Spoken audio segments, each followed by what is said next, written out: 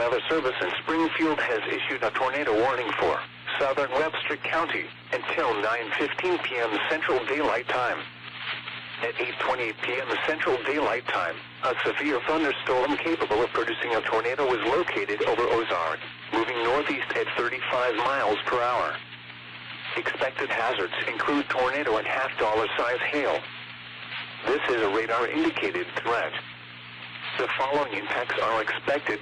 Flying debris will be dangerous to those caught without shelter. Mobile homes will be damaged or destroyed. Damage to roofs, windows, and vehicles will occur. Tree damage is likely. Locations impacted include Marshfield, Rogersville, Fordland, Diggins, Northview. This includes Interstate 44 between mile markers 90 and 99. Take cover now. Move to a basement or an interior room on the lowest floor of a sturdy building. Avoid windows. If you are outdoors, in a mobile home, or in a vehicle, move to the closest substantial shelter and protect yourself from flying debris.